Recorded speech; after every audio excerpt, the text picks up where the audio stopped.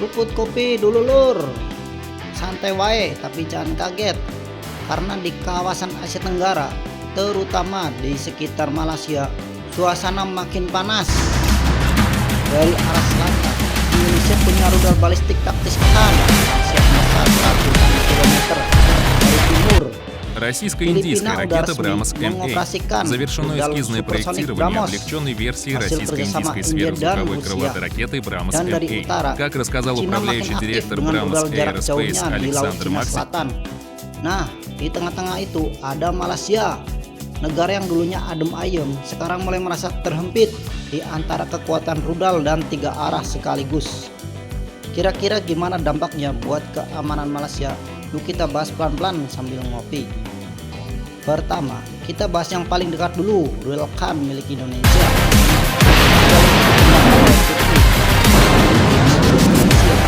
Mencapai sekitar 280 km, kecepatan yang bisa Mach 4, bisa diluncurkan dari truk luncur dan punya akurasi yang luar biasa dengan sistem pemandu GPS dan inersial modern.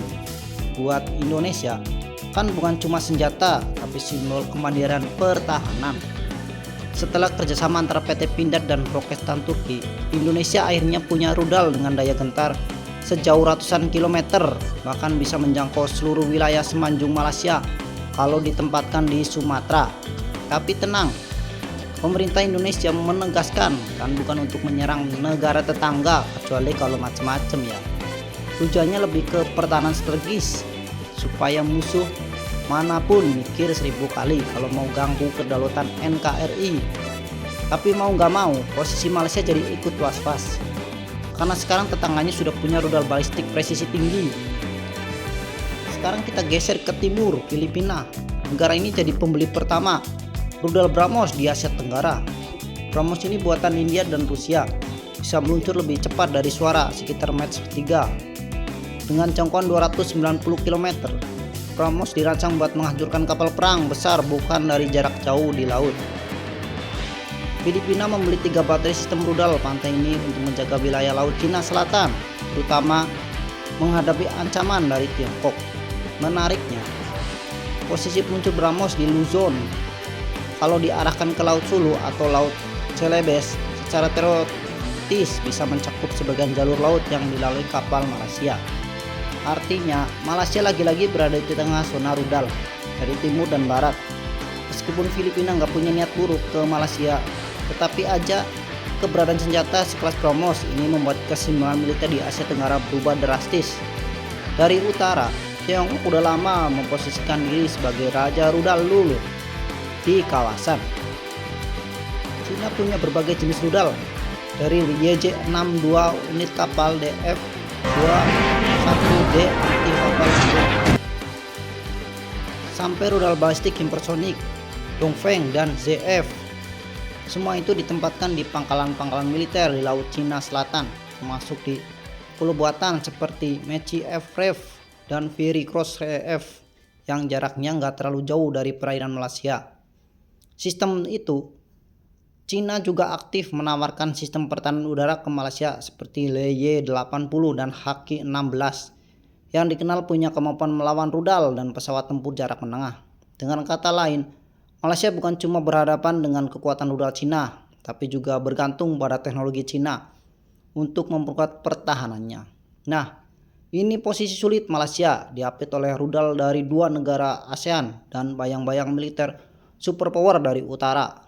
Kalau digambarkan di peta, posisi Malaysia kayak berdiri di tengah pusaran badai. Indonesia di selatan punya KAN, Filipina timur punya Brahmos, Cina di utara punya segala jenis rudal jarak jauh. Tapi Malaysia sendiri justru belum punya sistem rudal ofensif sekelas itu. Mereka lebih fokus ke pertahanan, pendidikan alias di otak biar pinter.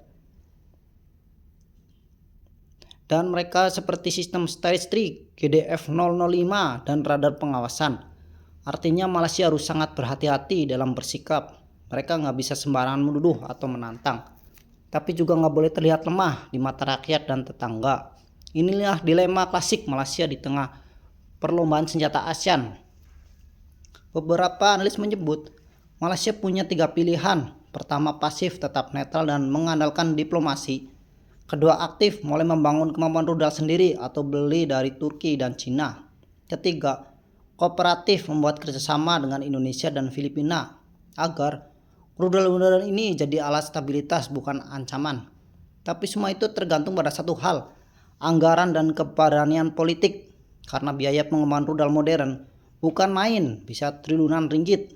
Namun jika Malaysia diam saja, bisa-bisa mereka tertinggal dalam perlombaan rudal ASEAN. Seruput kopi lagi lur. Jadi, apakah Malaysia benar-benar terhempit secara geografis dan strategi? Ya, tapi secara politik masih ada jalan lewat diplomasi dan kerjasama kawasan. Yang jelas, Asia Tenggara kini udah masuk babak baru, babak perimbangan kekuatan rudal. Dari kan BrahMos sampai rudal Tiongkok, semua bikin peta kekuatan makin panas. Tapi pantau channel Mata Militer Ngapak, karena kita bakal terus bahas isu pertahanan terkini dan gaya ngopi santai tapi tetap tajam. Sampai jumpa di video berikutnya. Seruput kopi, lur. Salam Militer Ngapak.